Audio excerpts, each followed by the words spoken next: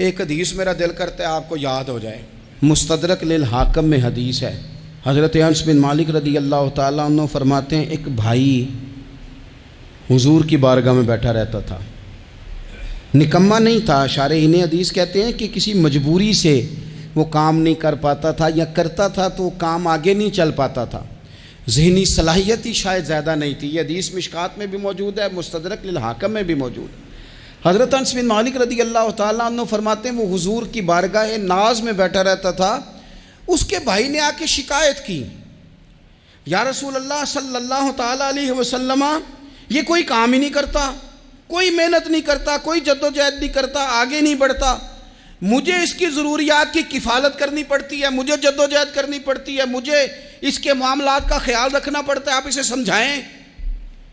تو حضور نے بہت سارے لوگوں کو سمجھایا جو کام نہیں کرتے تھے۔ ہمیں سیاستہ میں وہ حدیث بھی ملتی ہے جس بندے کو نبی پاک صلی اللہ علیہ وسلم نے کہا تھا کہ تیرے پاس جو بھی گھر میں ہے لا، تو وہ پیالہ اور کمبل لائے تھے، حضور نے بیچ کے کہا تھا جا کلاڑا خرید کے لا اور لکڑیاں کاٹ کے تو بیچ کے اپنا اور اپنے گھر والوں کا پیٹ پال۔ یہ ساری باتیں اپنی جگہ پر یہاں نبی پاک نے ایک روحانی مسئلے کا حل بھی بتایا۔ اللہ کے محبوب علیہ السلام سے عرض کی حضور یہ یہیں بیٹھا رہتا ہے اور سارے ہی کام مجھے کرنے پڑتے ہیں۔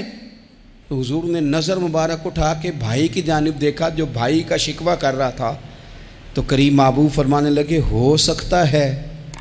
یہ جملے میرے محبوب کے، ان کو کہیں لکھنا، ان کی مٹھاس دیکھو، ان کا حسن دیکھو، اور بھائیوں کی محبت کے بیج جو رسول پاک پیوند لگا رہے ہیں اور جوڑ رہے ہیں، اور جس انداز میں بھائی کو بھائی سے ملا رہے ہیں، اس لہجے کے حسن کی مٹھاس کو بھی ذرا چکھ کے دیکھو۔ حضور فرمانے لگے ہو سکتا ہے رب تمہیں جو رزق دے رہا ہے وہ اسی بھائی کی وجہ سے دے رہا ہے۔ بھائی پائیاں دے ویری ہوندے تے بھائی ہی پائیاں دیاں باواں، او بھائی ہو سکتا ہے اس کی وجہ سے تجھے مل رہا ہو، اس کی وجہ سے۔ وہ دروازے نہ بند کریں جن دروازوں کی برکت سے روزی آتی ہے،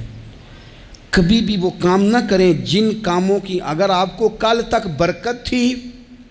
کل تک کام ٹھیک چل رہا تھا، کل تک نظام بہتر تھا، اور آج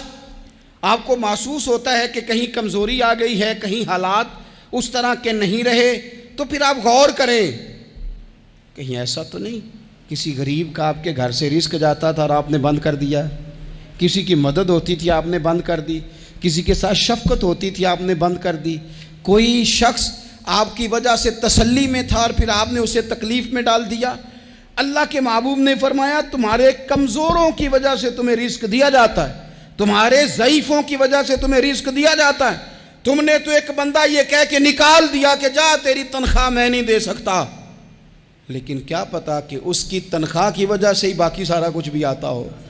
کیا پتا کہ اسی کے سبب سے اللہ انعام فرماتا ہو۔ لہٰذا ان روحانی مسائل کا بھی تھوڑا سا خیال کریں۔